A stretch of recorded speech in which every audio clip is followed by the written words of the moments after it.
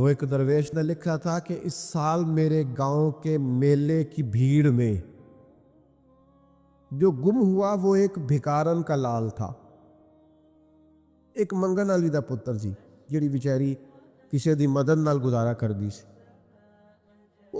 وہ بھکارن کا لال میلے میں گم ہو گیا۔ کیوں؟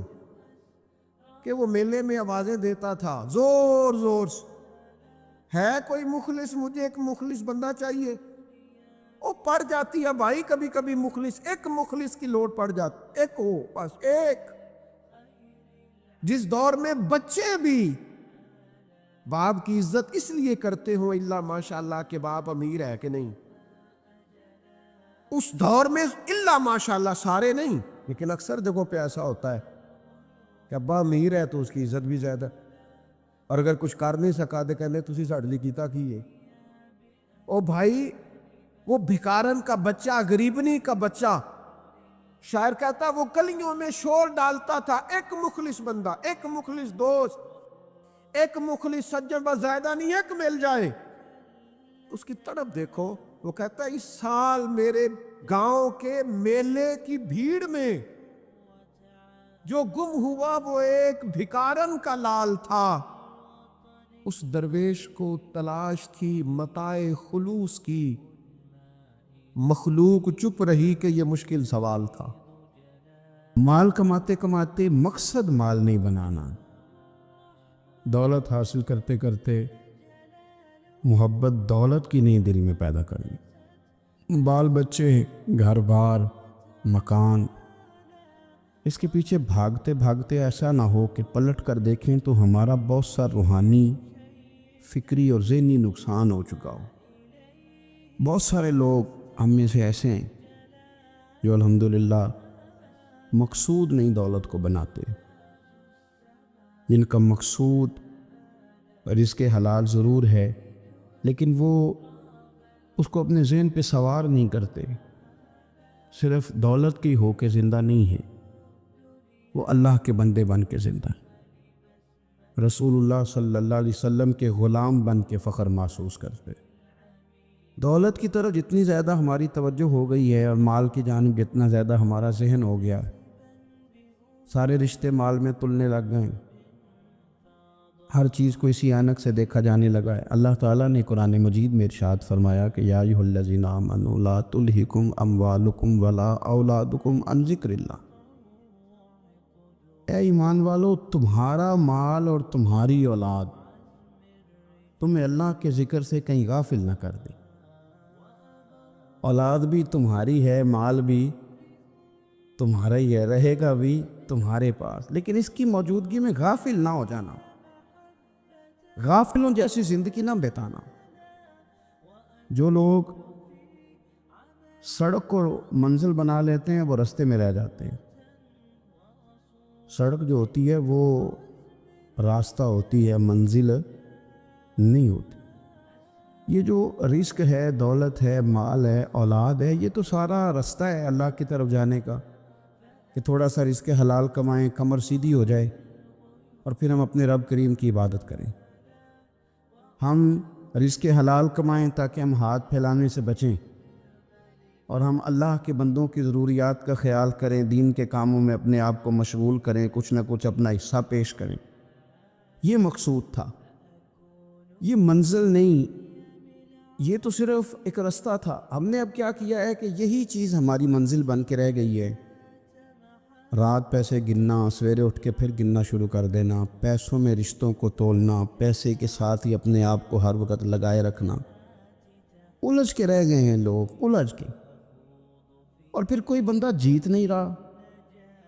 ہمارے دادا بھی یہی کہتے تھے کہ کچھ پیسے کمانے ہیں تاکہ بچے پال لوں، یہ کہتے کہتے چلے گئے۔ ہمارے ابا بھی یہی کہتے تھے، پھر اس کے بعد ہم نے بھی یہی بولی بولنی شروع کر دی ہے، تو جیتا تو کوئی بھی نہیں، جیتا تو کوئی بھی نہیں۔ مال کو ضرور حاصل کریں۔ حضرت بہاءالحق نقشبند بخاری رحمۃ اللہ علیہ فرماتے ہیں، میں نے مینا کے میدان میں ایک نوجوان دیکھا جو لاکھوں کا کاروبار کر رہا تھا، لاکھوں کا، دیناروں کا کاروبار کرتا تھا، سونے چاندی ہیرے جواہرات کا کام کرتا تھا، لیکن فرماتے میں نے اس کے دل پہ نظر ڈالی لاکھوں کا کام کرتا تھا، پر اس کا دل ایک منٹ کے لیے بھی اپنے رب کی یاد سے غافل نہیں تھا۔ ہر وقت اس کا دل اپنے مالک کی یاد میں مصروف تھا، ہر وقت۔ ارشاد فرماتے ہیں کہ میرا شروع میں اس کے بارے میں گمان یہ تھا کہ دیکھو یہ شخص کیا کر رہا ہے، پیسہ کما رہا ہے، دولت کے چکر میں پڑا ہوا ہے۔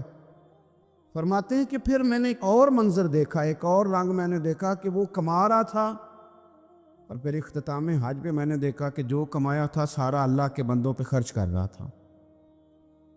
آپ اور میں، ہم نے دیکھنا صرف یہ ہے کہ کہیں ایسا تو نہیں ہے کہ دولت میں الجھ گئے۔ بہت سارے لوگوں نے یہ کہا تھا، ہم سنتے تھے جب کوئی آدمی جانے لگتا تھا نا پردیش پیسہ کمانے کے لیے، تو وہ کہا کرتا تھا کہ میں ملک سے باہر جا رہا ہوں، 2 4 5 سال لگا کے آؤں گا، واپس آ کے پھر یہاں میں نے کوئی کام کرنا ہے، تھوڑے سے پیسے کماؤں تاکہ یہاں نہ پھر میرا سلسلہ کوئی بن جائے۔ وہ 3 سال لگانے گئے تھے، پر 30 گزر گئے ہیں، لوٹ کے واپس کوئی نہیں آئے۔ وہ 4 سال کا کہہ کے گئے تھے، پر سال 40 ہو گئے، لوٹے نہیں۔ کیوں نہیں لوٹے؟ اس لیے کہ پہلے مفاد چھوٹا تھا، خیال یہ تھا کہ تھوڑے سے پیسے آ جائیں گے، بچوں کا خرچہ چلنے لگ جائے، فیسیں پوری ہونے لگ جائیں، اور مجھے کسی سے مانگنا نہ پڑے، تو بس پھر میں کامیاب ہوں۔ یہ طے کیا تھا۔ اس کے فوراً بعد پھر جب باہر گئے تو خیال آیا کہ نہیں، صرف پنکھے کا نہیں، اے سی کا بل بھی دینا پڑے گا۔ پھر تھوڑا اور آگے بڑھے تو خیال آیا کہ چھوٹی گاڑی پہ گزارا نہیں ہوتا، بڑی گاڑی نہ لے لیں۔ پھر خیال آیا کہ بڑی گاڑی لی ہے تو یہ تو اندر کھڑی نہیں ہوتی، سامنے والا پلاٹ مل جائے تو ذرا گراج اچھا بن جائے گا۔ پھر الجھتے الجھ گئے دوستو۔ پھر نہ مالک حقیقی کی جانب وہ نظر جو ہماری ہونی چاہیے تھی نہ رہی۔ ذوق سے نماز پڑھتے تھے، پھر ہماری نمازیں مختصر ہو گئی۔ ہم سویرے اٹھ کے ذوق سے قرآن پاک پڑھتے تھے، پھر وہ وقت بھی ہمارا دفتر کی تیاری میں لگ گیا۔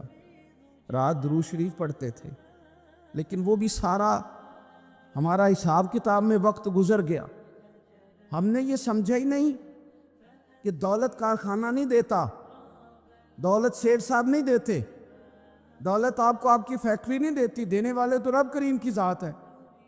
تو جہاں سے آنا تھا وہاں توجہ دینی چاہیے تھی کہ جہاں صرف ایک سبب تھا، ذریعہ تھا۔ حضرت اویس کرنی رضی اللہ تعالیٰ عنہ، ہمارے صوفیاء میں ایک لفظ بولا جاتا ہے فقر بوذر، یعنی کچھ لوگ ایسے ہیں جو سیدنا ابو ذر غفاری رضی اللہ تعالیٰ عنہ کے طریقے پہ چلتے ہیں۔ ایک لفظ بولا جاتا ہے فقر بوذر، کچھ لوگ فقر بوذر کے قائل تھے، اسی مزاج کے قائل تھے حضرت سیدنا اویس کرنی رضی اللہ تعالیٰ۔ ان کے ذہن میں ایک بات بیٹھ گئی تھی کہ یار دینے والا اللہ ہے، دینے والا عزت بھی اللہ دے گا، رزق بھی اللہ دے گا۔ بلکہ امام غزالی رحمۃ اللہ علیہ نے تو حدیث لکھی ہے، آپ فرماتے ہیں کہ نبی پاک صلی اللہ علیہ وسلم نے فرمایا جس نے بندوں سے عزت تلاش کی رب اسے رسوا کر دے گا۔ جو سیاست کر کے عزت حاصل کرنا چاہتا ہے، جو اس طرح کا ماحول بناتا ہے کہ میں کوئی ایسے کام کروں کہ لوگ میری واہ واہ کریں، لوگوں سے عزت کا حصول کرنے والے کو رسوا کر دیا جاتا ہے۔ عزت در اصل وہی ہے جو رب کریم عطا فرماتا ہے۔ میرے عزیز دوستو، آپ اپنی توجہ، دل کی توجہ، روح کی توجہ اپنے مالک کی جانب جب کر لیتے ہیں، غفلت کا پردہ اتار دیتے ہیں، اور ہر وقت غلبہ رکھنا پیسوں کا، ہر وقت اسی میں سوچنا، اسی میں محو ہو جانا، پھر آپ کا ذہنی نقصان ہوتا ہے۔ پھر آپ کی روح جو ہوتی ہے وہ بے چین رہنے لگتی ہے۔ پھر ایسے بھی غریب دیکھے جن کے پاس پیسے ہیں، پیسوں کے علاوہ کوئی شے بھی نہیں۔ پھر ایسے بھی تنگ دست دیکھے کہ جن کے پاس جائیدادیں بڑی ہیں، پر ان کے پاس رات کو سکون سے سونے کے لیے وقت کوئی نہیں۔ عزیز بھائی، حضرت اویس کرنی رضی اللہ تعالیٰ عنہ کی ملاقات ہو گئی حضرت حرم بن حیان کے ساتھ، یہ بھی تابعی ہیں۔ تو حضرت حرم بن حیان رحمۃ اللہ علیہ کہتے ہیں، یہ نا ہم تو خیر بڑی ساری باتیں سنتے ہیں تو نصیحت نہیں نا حاصل کرتے، ویسے بھی یہ دور تقریریں سننے کا ہے۔ جو عمل کرنے والے لوگ تھے ان کا کیا طریقہ تھا کہ وہ 1 2 جملے کافی تھا، علم و بس کریں وہ یار، وہ ایک کوئی حرف تے نہیں درکار، جملہ ایک بھی تیرے لیے کافی ہے، لیکن شرط یہ ہے کہ تو عمل کا ارادہ رکھتا ہو، تیرا خیال ہو کہ عمل کرنا ہے۔ وہ لوگ نا مختصر سی باتیں کرتے، مختصر سی نصیحتیں کرتے، لیکن وہ عکس جلدی کرتے، اس میں سے اپنے لیے خیر جلدی تلاش کرتے۔ حضرت حرم بن حیان کی ملاقات ہوئی حضرت اویس کرنی رضی اللہ تعالیٰ عنہ کے ساتھ، تو حضرت حرم بن حیان کہتے ہیں میں نے عرض کی حضور میں کسی ملک میں جا کے رہنا چاہتا ہوں، کہیں سکونت اختیار کرنا چاہتا ہوں، یہاں سے ہجرت کرنا چاہتا ہوں، تو مجھے کوئی آپ مشورہ دیں میں کہاں جاؤں؟ تو فرماتے ہیں کہ میں نے جب یہ سوال کیا تو حضرت اویس کرنی نے مجھے اشارہ دیا، فرمانے لگے ملک شام چلا جا۔ کہتے میں نے اگلا سوال کیا حضور وہاں جا کے کاروبار کیا کروں گا، رہوں گا کیسے، کھاؤں گا کہاں سے؟ تو فرماتے ہیں حضرت اویس کرنی نے رومال اٹھایا، کندھے پہ رکھا اور چلنے لگے۔ میں نے کہا حضور آپ نے سوال کا جواب ہی نہیں دیا۔ تو فرمانے لگے جس دل کو ابھی تک یہی یقین نہیں آیا کہ روزی کون دیتا ہے، اسے میں نصیحت کیا کروں؟ میں تجھے نصیحت کروں جسے آج تک یہی نہیں پتا کہ روزی کون دیتا ہے؟ تو ابھی تک اپنے دل کو پکا ہی نہیں کر پایا کہ روزی رب دیتا ہے؟ او خدا کے بندے کیا نصیحت کروں تجھے؟ تو ابھی تک یہاں اڑا ہوا ہے۔ تیرا جو توکل ہے وہ مضبوط ہونا چاہیے، تیرا بھروسہ اپنے رب کی ذات۔ تو غافل ہو گیا اللہ سے، تو نے اسباب پر بھروسہ سارا کرنا شروع کر دیا۔ اسباب اختیار کیے جاتے ہیں، بھروسہ رب کریم پہ کیا جاتا ہے۔ ہماری جو غفلت ہے نا وہ بھلا کیوں ہوئی ہے؟ وہ اس لیے ہوئی ہے کہ پیسے کسی کو بھی برے نہیں لگتے، پتہ نہیں ان میں کیا کشش ہے۔ یہ نہ آپ کسی جگہ بھی ان کا نام لے لیتے ہیں، یہ کسی جگہ بھی آ جاتے ہیں تو یہ برے لگتے ہی نہیں۔ یہ جناب بڑی بڑی فقیری کا دعویٰ کرنے والے اور لوگوں کو طریقت اور تصوف کا درس دینے والے، ان کو بھی اچھے لگتے ہیں۔ یہ تو جناب جو لوگوں کو کہہ رہے ہیں فقیر ہو جاؤ فقیر ہو جاؤ، وہ خود امیر ہوتے جا رہے ہیں۔ یہ پتہ نہیں ان میں کیا ہے ایسا خاص۔ ہمارے ایک استاد تھے تو مزاج میں بڑی ظرافت تھی، حالانکہ بڑے اللہ والے بندے تھے، تو بات بڑی وہ دل لگی کیا کرتے تھے۔ تو ایک دن ہم نے پوچھا استاد جی خوشبو کون سی اچھی لگتی ہے؟ کہنے لگے بیٹا جو پیسوں میں سے آتی ہے وہ مجھے بڑی اچھی لگتی، اس لیے کہ ملتے کم ہیں۔ ہمارا نا جب اس طرح کا ذوق بن جاتا ہے نا، آپ مزاج بنا لیتے ہیں پیسوں کا۔ لوگ سمجھتے ہیں کہ غریبی کا ڈر شاید زیادہ ڈر ہے، لیکن کبھی آپ دروازہ رسول پہ جائیں نا تو حضور نے تو کوئی اور ڈر بیان کیا ہے۔ حضرت ابو عبیدہ بن جراح رضی اللہ تعالیٰ عنہ بحرین سے نا مال لے کے آئے بہت سارا، حضور نے بھیجا، جزیہ لینے گئے، یہاں مال غنیمت کا کچھ مال تھا، آپ لے کے مسجد میں آئے تو لوگوں کو پتہ چل گیا کہ آج مال آیا ہے۔ اب سب کو حصہ ملتا تھا اس میں سے، بدریوں کو زیادہ ملتا تھا، باقی لوگوں کو بھی ملتا تھا۔ تو فجر کی نماز کے بعد لوگ گھروں کو جایا کرتے تھے، لیکن آج پتہ چلا نا مال آیا ہے۔ تو یہ سیاستہ میں حدیث موجود ہے، سب لوگ مسجد میں بیٹھے رہے۔ حضور علیہ السلام نے فرمایا تمہیں پتہ چل گیا مال آیا ہے؟ عرض کی حضور ہاں۔ فرمایا تمہیں بانٹنے لگے ہیں، دینے لگے ہیں۔ ہم نا غریبی سے ڈرتے ہیں، ہم اپنے بچوں کے لیے دعا کرتے ہیں ان پہ غربت نہ آئے، ہم اپنے بہن بھائیوں کے لیے دعا کرتے ہیں ان پہ غربت نہ آئے، کرنی چاہیے، لیکن ذرا اس حدیث کے مفہوم کو بھی دیکھیے گا۔ نبی پاک صلی اللہ تعالیٰ علیہ وآلہ وسلم نے فرمایا تمہیں دینے لگے ہیں، مال آ گیا ہے، لیکن میرے قریب نے اپنی امت کے لیے جس چیز کا ڈر محسوس کیا وہ کیا ہے؟ حضور کے دل میں کس چیز کا خدشہ تھا وہ کیا ہے بیان کیا۔ حضور فرمانے لگے لوگو مجھے تم پر غربت کا ڈر نہیں، یہ ڈر نہیں کہ تم غریب ہو جاؤ گے، بلکہ مجھے تو ڈر ہے کہ تم پر دولت پھیلا دی جائے گی، تم زیادہ مالدار ہو جاؤ گے۔ خوف غریبی کا نہیں، خوف تمہارے مال کا ہے۔ اور حضور فرماتے ہیں کہ پھر تم انہی باتوں میں مبتلا ہو جاؤ گے جن میں پرانی امتیں مبتلا ہوئی تھی، اور جب وہ اللہ کی نافرمانی میں مبتلا ہوئی تھی تو پھر وہ ہلاک کر دی گئی تھی۔ مجھے ڈر ہے، مجھے ڈر ہے۔ ہاں جہاں دولت آتی ہے وہاں سستی بھی آتی ہے، جہاں دولت آتی ہے وہاں معاذ اللہ عیاشی بھی آتی ہے، جہاں دولت زیادہ آ جاتی ہے وہاں پھر لوگ ہر چیز کو دولت میں تولنے لگتے ہیں۔ جہاں دولت زیادہ آتی ہے میرے بھائی پھر لوگ سمجھتے ہیں کہ ہر چیز میں خرید لوں گا، پھر لوگوں کے ذہنوں کے اندر اس طرح کا فطور آتا ہے۔ حضور نے فرمایا مجھے ڈر ہے تمہارے دولت مند ہونے کا، ڈر ہے دولت مند ہونے کا۔ یارو اپنے پیسوں سے ڈرا کرو، اپنی جائیدادوں سے ڈرا کرو، اپنے مال سے ڈرا کرو۔ وہ ہم نے جو بڑے بڑے محلات تعمیر کرنے شروع کیے ان سے ڈرا کرو، اس لیے کہ حضور نے فرمایا مجھے ڈر ہے۔ حضرت ابو بکر صدیق رضی اللہ تعالیٰ عنہ تشریف فرما تھے۔ ہمارے بچے بہت زیادہ آسانی مانگتے ہیں۔ اقبال نے کہا لہو مجھ کو رلاتی ہے جوانوں کی تن آسانی۔ جب میں جوانوں کا مزاج دیکھتا ہوں کہ اتنے آرام پسند ہو گئے ہیں تو پھر میری آنکھوں سے لہو بہتا ہے۔ لہو مجھ کو رلاتی ہے جوانوں کی تن آسانی، ان کا وجود اتنا آسانی کا ماحول لینا چاہتا ہے، ذرا سی بھی کوئی تکلیف آپ دیکھ لیں، لائٹ بند ہو جائے تو مصیبت کھڑی ہو جاتی، کسی جگہ چند منٹ کے لیے آدھے گھنٹے کے لیے ٹریفک بند ہو جائے تو مثلاً کیا ہو جائے گا، لیکن یہ کہ طبیعتوں میں تلخی، اور جب وہ گاڑیاں آہستہ آہستہ چلتی ہیں تو ایک دوسرے سے آگے بڑھنے کی وہ شدت، وہ ہمارے مزاج میں ایک دوسرے کے بارے میں دل میں بڑے بڑے جملے، کیوں؟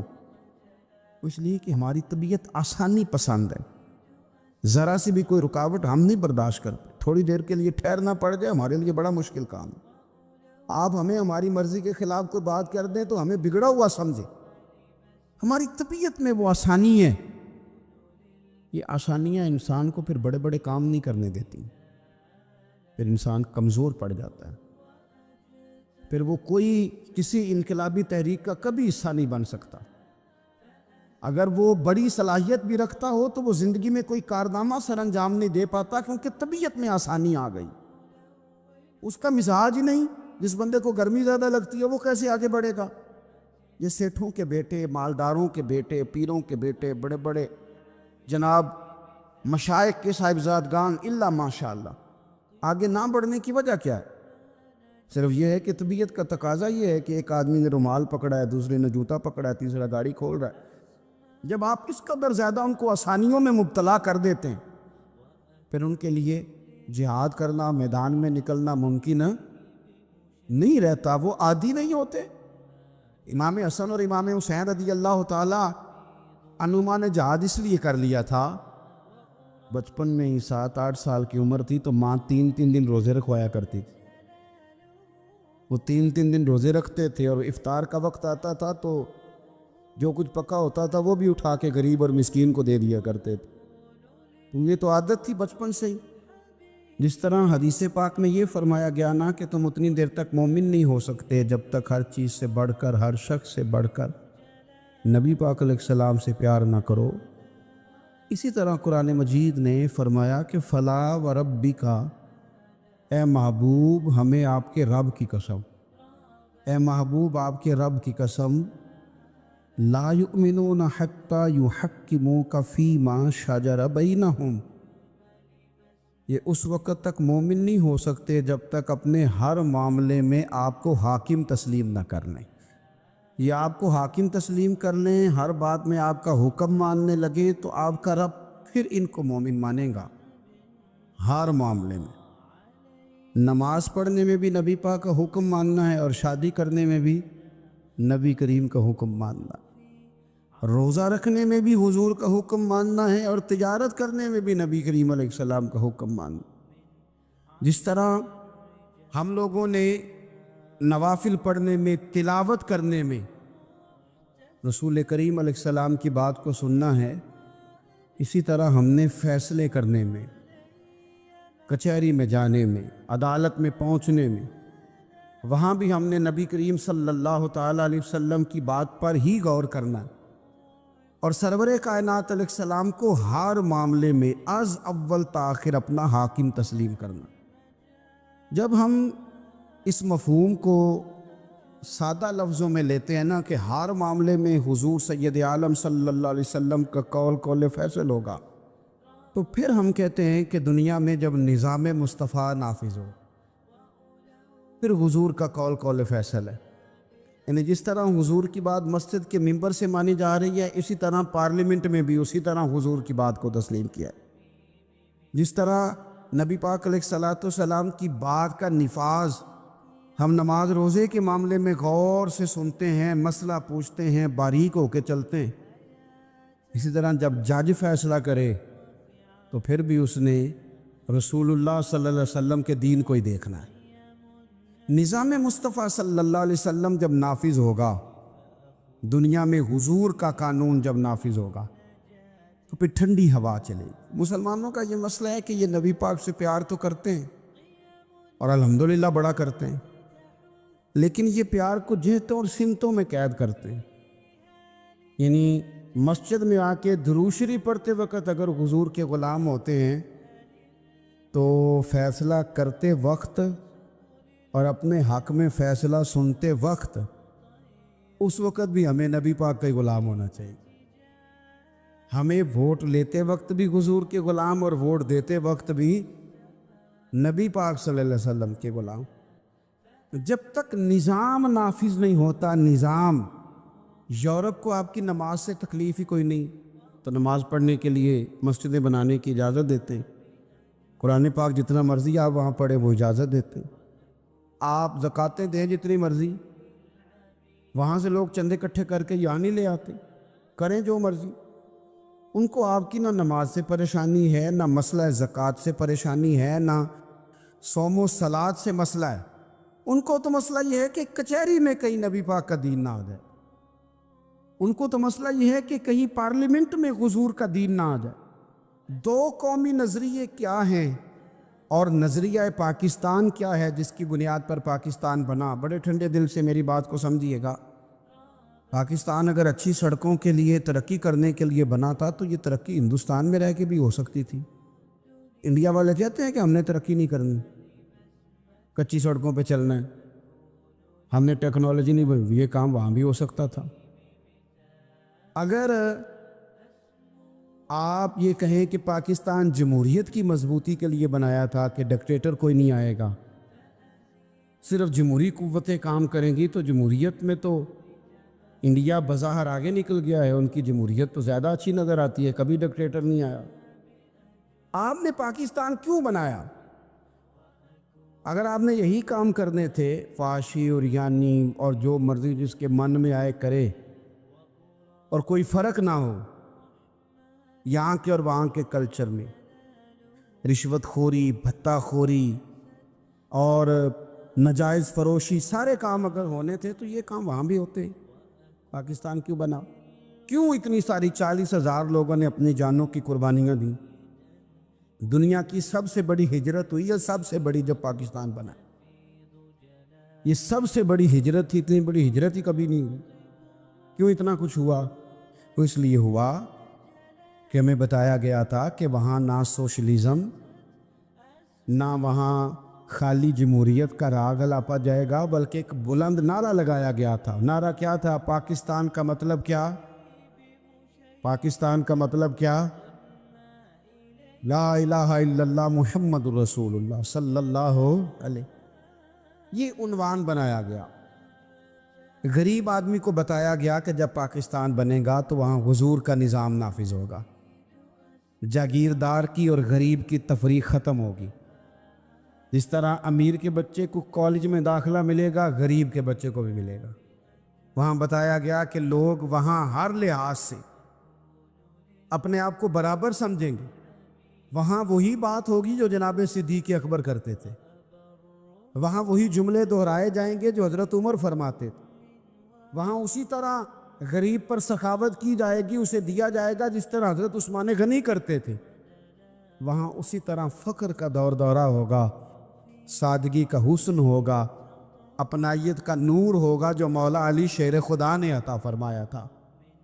اس سوچ کی بنیاد پر پاکستان بنایا گیا، اس سوچ کی بنیاد پر، اور اسی سوچ کو آگے لے کر کے جایا گیا۔ کوئی سیاسی پارٹی اب یہ بات نہیں کرتی۔ دو قومی نظریے کا معنی یہ تھا کہ ہندو الگ قوم ہے، مسلمان ایک الگ قوم ہے، ان کا رہنا سہنا، اٹھنا بیٹھنا، کھانا پینا الگ ہے۔ ہمارا اٹھنا بیٹھنا کھانا پینا سارے معاملات الگ ہیں، تہذیب و تمدن الگ ہے، لہذا ہمیں الگ سے خطہ چاہیے جہاں ہم اسلامی نظریات کے مطابق آزاد ہو کے اپنا وقت گزار سکیں۔ اس دو قومی نظریے کی بنیاد پر پہلے تو علامہ اقبال اس کے قائل نہیں تھے۔ علامہ اقبال کا پہلے خیال یہ تھا کہ سارے جہاں سے اچھا ہندوستان ہمارا، یہ اقبال نے لکھا تھا۔ پھر اقبال کہتے ہیں میری سوچ بدلی، اور پھر میں نے کہا کہ نہیں، خطوں کے زور پہ نہیں، آپ رنگ نسل کے زور پہ نہیں، بلکہ کہنے لگے کہ اپنی ملت پر قیاس اقوام مغرب سے نہ کر، خاص ہے ترکیب میں قوم رسول ہاشم۔ آپ جو تقسیم کریں گے، یہ جو تقسیم ہوئی ہے نا عرب کی، یہ مذہب کی بنیاد پہ نہیں ہوئی، یہ تو ان کی ذاتی لڑائیاں تھیں۔ چھوٹا سا دبئی بن گیا، چھوٹا سا مسقط، چھوٹا سا ابو ظبی، یہ تو ان کی ذاتی لڑائیاں تھیں، قبیلوں کی لڑائیاں تھیں، جنگیں تھیں، چھوٹے چھوٹے ملک الگ سے تقسیم ہو گئے۔ یہ مذہب کی بنیاد پہ ایسا نہیں ہوا۔ دنیا میں جتنی ریاستیں ٹوٹ کر بڑی ریاستوں سے الگ ہوئی تو اس میں یہ تھا کہ ہماری قوم الگ ہے، ہم سردار علیحدہ سے ہیں، اس لیے ہم علیحدگی پسند ہیں۔ دنیا کے اندر دو ہی وطن ہیں جو دین کے نام پہ بنے، دو ہی اسٹیٹ ہیں جو اسلام کے نام پر وجود میں آئیں، پہلی مدینہ منورہ ہے اور دوسری پاکستان ہے۔ خالص مذہب کے نام پر یہ دو ریاستیں وجود میں ہیں، ایک مدینہ طیبہ اور دوسرا پاکستان۔ پاکستان کا مطلب کیا؟ لا الہ الا اللہ محمد رسول اللہ صلی اللہ علیہ وسلم۔ اس بنیاد پر اس وطن کو، خطے کو حاصل کیا گیا، یہی نعرہ لگایا گیا، یہی نعرہ محمد علی جناح لگاتے تھے، یہی ڈاکٹر اقبال لگاتے تھے، یہی نعرہ چودھری رحمت علی لگاتے تھے، یہی وہ نعرہ تھا جس نعرے کو تحریک پاکستان کے قائدین نے آگے پہنچایا۔ اس زمانے میں جو رائٹر لکھتے تھے، ان کی تحریریں آپ آج بھی نکال کے دیکھ لیں، وہ کہا کرتے تھے کہ پاکستان قائم ہوگا تو امیر غریب کی تفریق ختم ہوگی، پاکستان میں وہی نظام آئے گا جو نظام رسول پاک صلی اللہ علیہ وسلم لے کے آئے، قرآن کو نافذ کر دیا جائے گا۔ یہ اس زمانے کے لوگ لکھا کرتے تھے، بیان کرتے تھے، اسی کا ابلاغ ہوتا۔ پتہ نہیں پھر کس کی نظر لگی، کیا ہوا، اور تحریک پاکستان میں جذباتی طور پر علماء نے کردار ادا کیا۔ علماء نے، حضرت مولانا عبدالحامد بدایونی، حضرت مولانا سید نعیم الدین صاحب مراد آبادی، حضرت مولانا عبدالعلیم صاحب میرٹھی، اور ایک بڑا نام امیر ملت حضرت پیر سید جماعت علی شاہ صاحب محدث علی پوری، 100 سال سے زیادہ عمر کے بابا جی تحریک پاکستان کے لیے جلسے ہو رہے ہیں۔ بابا جی سے اٹھا نہیں جاتا، تو جس طرح 4 لوگ چارپائی پہ جنازہ اٹھاتے، اس طرح 4 لوگوں نے چارپائی پہ بابا جی کو اٹھایا ہوا ہے، امیر ملت سید زادے، اور چارپائی ان کی اٹھا کے جلسوں میں لے جائی جاتی ہے، اور وہ تقریریں کرتے ہیں اور کہتے ہیں سنو بھائی، جو مسلم لیگ کو ووٹ نہیں دے گا پھر ہم اس کا جنازہ بھی نہیں پڑھائیں گے، جو ووٹ نہیں دے گا ہم دفن بھی نہیں ہونے دیں گے اپنے قبرستانوں میں، جو ووٹ نہیں دے گا ہمارا مرید ہی نہیں۔ اتنے جذبات میں لا کے 40,000 لوگوں نے قربانیاں دی۔ ایک نظریہ تھا کہ ہندو الگ قوم ہے، مسلمان ایک، اور پھر پاکستان بنایا۔ آج کیا دھما چوکڑی ہے،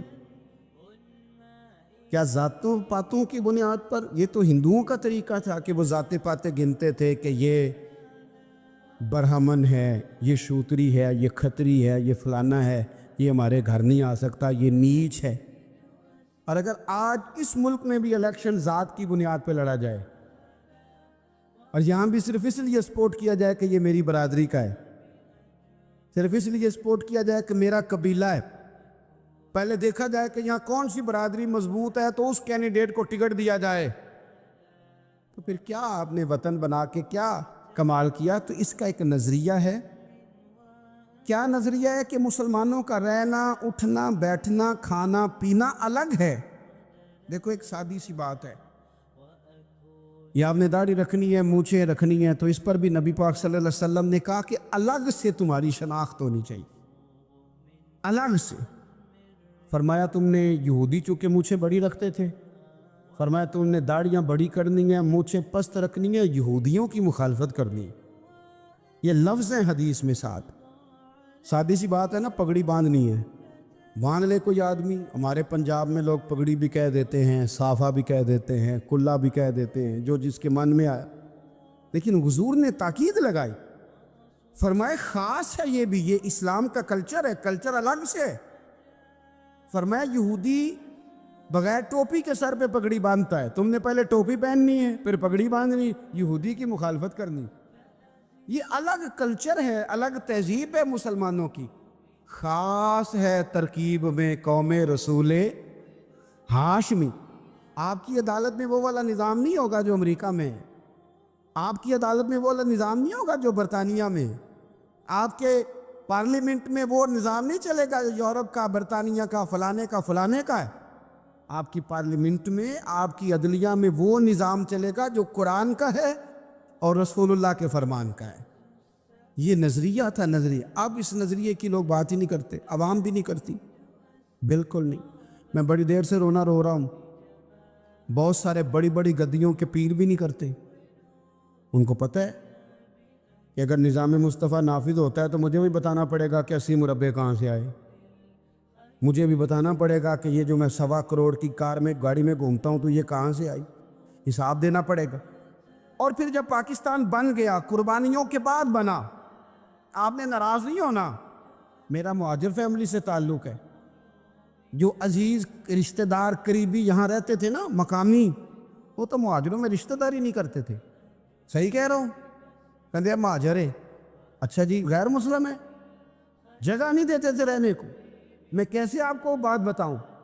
پھر اس چھوٹی چھوٹی غلطیوں کو لوگوں نے ووٹ بنا کے بڑی بڑی قتل و غارت نہیں کی اس ملک میں۔ اتنا بڑا تکلیف والا منظر تھا۔ میرے دادا جی کی فیملی ساری پاکستان آئی تھی، دادی کی نہیں آئی تھی۔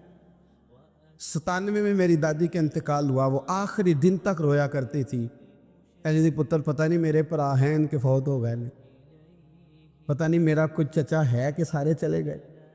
کس لیے آپ نے، اگر یہی دھما چوکڑی سیاست کی کرنی تھی، ذات پات آپ نے رکھنی تھی، تو وہاں کو دکھ تھا۔ یہ تماشے تو وہاں بھی ہو رہے، وہ آخری دن تک رویا کرتی۔ اب تو خیر آنکھیں بڑی جدید ان کا آپریشن ہوتا ہے، تو ایک زمانے میں آنکھوں کا آپریشن ہوتا تھا، ڈاکٹر کہتے تھے لائٹ بند رکھو، سبز رنگ کی پٹی باندھو، 4 گھنٹے کے بعد دارو ڈالنا ہے آنکھ میں، ڈراپس ڈالنے۔